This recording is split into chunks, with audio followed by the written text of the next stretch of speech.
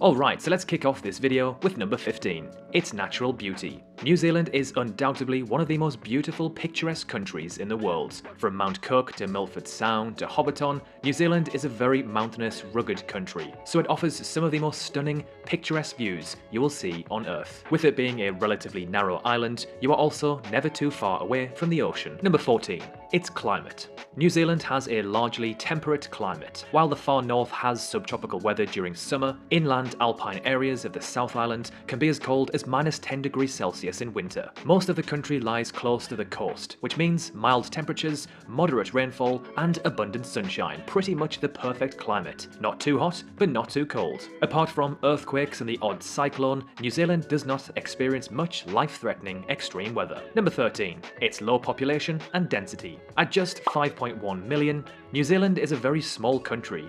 What's more, around a third of New Zealand lives in its biggest city, Auckland. To put this in perspective, there are about 75 cities in the world that are more populated than the entirety of New Zealand. New Zealand has a population density of around 18 people per kilometre squared, making it one of the least densely populated countries in the world. This low population and density means less congestion, less traffic, and a general chilled vibe, which of course isn't everyone's cup of tea, as some people do prefer the hustle and bustle of big cities. Number 12. Its history and culture. Even though New Zealand is a relatively new country in terms of the year that it was discovered, it is packed full of history. New Zealanders take huge pride in their culture, and the Maori people, along with their traditions, are well respected. Maori were the first to arrive in New Zealand, journeying in canoes from Hawaii about 1,000 years ago. A Dutchman, Abel Tasman, was the first European to sight the country, but it was the British who made New Zealand part of their empire. You'll find amazing Maori historic sites across New Zealand, as well as beautiful colonial-era buildings dotted throughout the country. Number 11. Hobbiton and Lord of the Rings. Regardless if you are a Lord of the Rings fan or not, the Hobbit set and the surrounding rolling hills are absolutely stunning. It was one of my childhood dreams to visit Hobbiton, and finally in 2020 I got to visit, and I wasn't disappointed. It was the most beautiful day, not a cloud in the sky and 20 degrees Celsius weather. The movie set is New Zealand's third largest tourist attraction, attracting approximately 17% of international visitors, and estimated to bring in around $78 million to the area annually. Take this with a pinch of salt, but I was told during my tour that the director of Lord of the Rings, Peter Jackson, receives 50% of all of the revenue, meaning he earns a cool $39 million or so every year. Number 10. Its isolation. New Zealand's isolation from the rest of the world does have economic drawbacks. For example, when I was there, I noticed the price of some groceries is astronomical compared to what it is in the UK and Europe. Quite simply, if New Zealand does not grow a certain produce, it may have to import it from a place that is tens of thousands of kilometres away. Its isolation, however, does work in its favour politically. Apart from Australia, who is like its older big brother, New Zealand doesn't really have any neighbours. And any neighbours it does have, like Fiji, are not world superpowers. Compare this to the likes of India, who have the nuclear superpowers of Russia, China, and Pakistan on their doorstep. Number 9. Its beaches.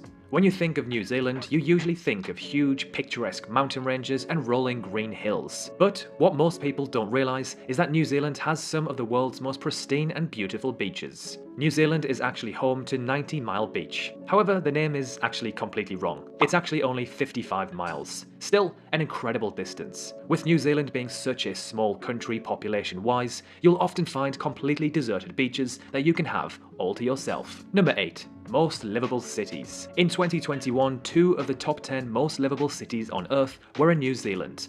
Wellington, which came in 4th place, and Auckland, which ranked as the most livable city on Earth. To be a country of this size and feature 2 of your cities in the top 10 is an almighty achievement. Being a livable city pretty much means that it is a nice place to live. Low crime, clean environment, and job opportunities are usually the main factors to contribute to a livable city. It must be noted, however, that when the 2021 rankings were released, New Zealand at the time was one of the only countries to pretty much stomp out COVID-19, meaning its citizens lived a mostly lockdown-free life. Now, of course, since then, things have changed. Number 7. Low corruption.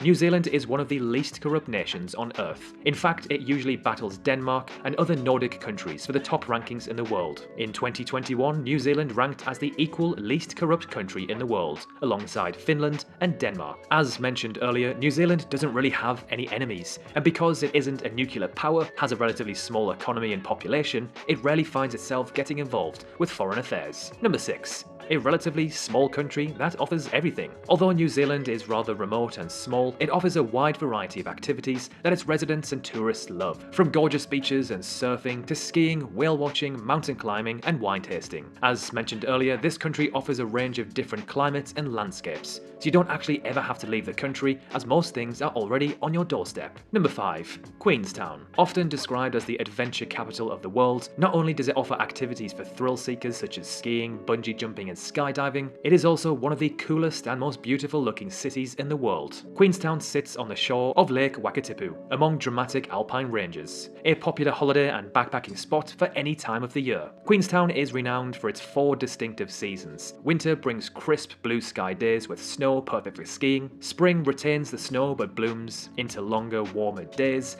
summer offers sunshine and long twilights, and autumn a burst of brilliant red, orange, and gold. Number 4. Its social purpose. New Zealand ranks 3rd in the world when it comes to social purpose. Now, what exactly is social purpose? Well, it's the country's attitude and actions towards a variety of social attributes, such as animal rights, human rights, the environment, commitments to climate change, gender and racial equality, and many more. For this reason, New Zealand is a very progressive, healthy place to live. Now, of course, this doesn't mean it's perfect, but ranking 3rd in the world means it is one of the best countries in the world for its social purpose performance. Number 3. Its road trips. New Zealand is a country built for epic road trips. I can personally vouch for this, as I did a road trip through the country in 2020. Unfortunately, a global pandemic decided to pop up, which ended up ruining most of my plans. Low amounts of traffic outside the major cities, alongside some of the most breathtaking views you will ever see, results in an absolutely stunning road trip adventure. Being an isolated country with low population means there is less light pollution too, so the night sky makes things even more epic. To drive from the North Island to the South Island, you must take a 3-hour ferry from the capital Wellington across to Picton, which is a little pricey, but admittedly it is extremely fun.